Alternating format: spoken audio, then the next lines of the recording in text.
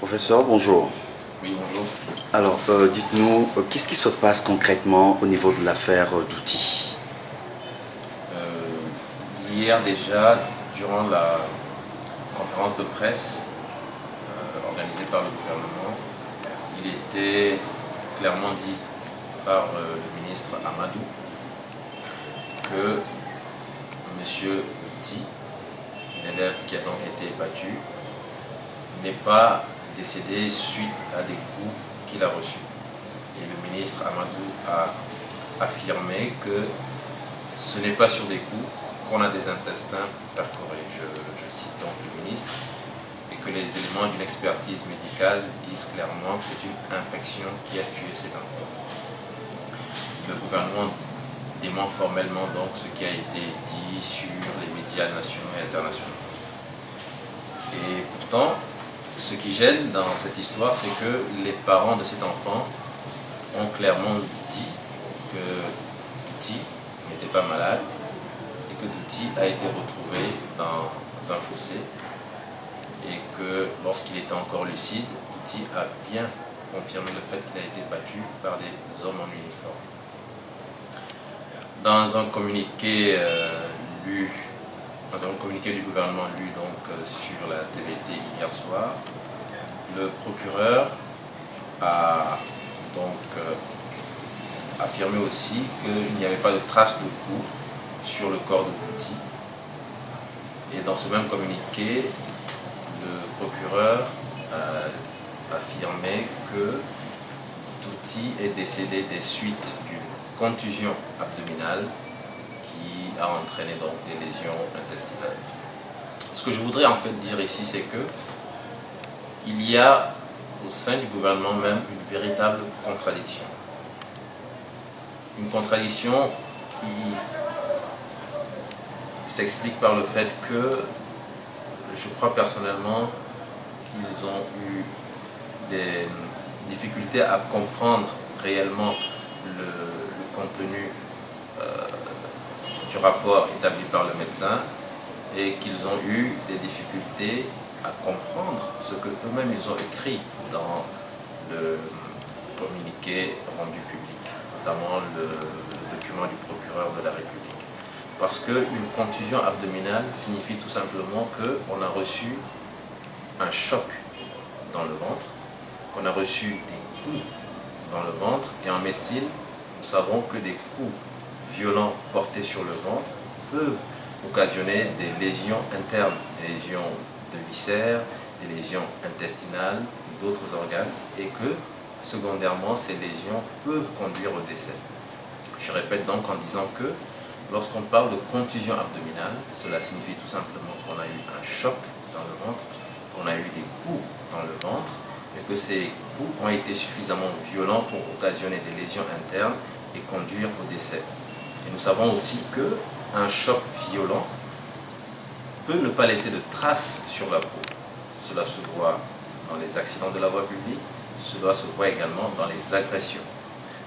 Et si on revient donc au communiqué lu hier sur les antennes de la télévision nationale, ce communiqué contredit clairement les propos du ministre Amadou, qui affirmait donc que ce n'est pas sur des coups qu'on a des intestins perforés. Pour me résumer donc, il est clair aujourd'hui que le jeune Douti a reçu des coups dans l'abdomen et que ces coups ont certainement occasionné des lésions intestinales qui se sont compliquées et qui ont conduit au décès. La question est donc de savoir qui est-ce qui a occasionné ces coups, qui est-ce qui a porté ces coups. Nous n'avons pas la réponse. Nous sommes du corps médical. Nous avons eu des discussions avec notre confrère chirurgien qui a procédé à l'intervention chirurgicale à Davao. Et ce confrère nous a clairement signifié qu'il avait effectivement mis en évidence des lésions intestinales, probablement en rapport avec des coups portés à l'abdomen du jeune garçon, ce qu'on appelle donc une contusion abdominale. Alors, professeur, dites-nous, qu'est-ce que la synergie dit concrètement dans son communiqué? La synergie, effectivement, va sortir un communiqué. Nous Nous avons écouté l'enregistrement sonore de ce qui a été dit hier par le ministre Amadou lors de la conférence de presse. Nous avons relu le communiqué du procureur de la République de Dapaon et nous relevons les contradictions. Les contradictions par rapport à ce que le ministre Amadou a affirmé.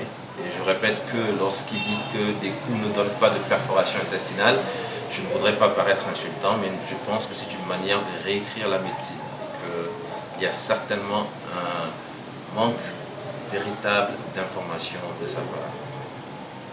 Nous relevons donc ces contradictions et nous disons tout simplement que, à l'heure actuelle, en tant que personnel du corps médical, nous pouvons affirmer, selon les informations que nous avons eues, qu'il s'agit d'une contusion abdominale, autrement dit, de coups, de chocs portés à l'abdomen, qui ont donc occasionné des lésions internes, et que ces lésions se sont compliquées et ont conduit au décès. Nous sommes médecins, nous ne sommes pas des enquêteurs, et nous sommes incapables, bien sûr, d'affirmer qui a porté ces coups, puisque nous n'y étions pas. Il faudra donc tenir compte du contexte, il faudra tenir compte des événements qui se sont produits à Dapaon, et je crois que la justice doit faire son travail, et la justice doit identifier ces personnes qui ont porté ces coups pour rendre justice à la famille et rendre justice à la nation congolaise. Et nous ajoutons tout simplement que le gouvernement devrait, avec un peu plus d'intelligence et avec un peu plus de décence, traiter ce genre de problème pour essayer d'apaiser les cœurs qui sont suffisamment meurtris. Alors docteur, dites-nous, est-ce que vraiment, parce que certains affirment que ces 3 morts qu'il y a eu à Dapaon, dites-nous concrètement combien de morts la synergie dénombre durant ces manifestations? À l'heure actuelle, nous sommes certains que l'enfant Sinandaré a été tué par balle. À l'heure actuelle, nous sommes certains que M. Douti est décédé suite à une contusion abdominale qui a entraîné des lésions viscérales, des lésions internes. Mais nous sommes pour le moment incapables d'ajouter d'autres noms à la liste des personnes décédées. Professeur, merci. Merci à vous.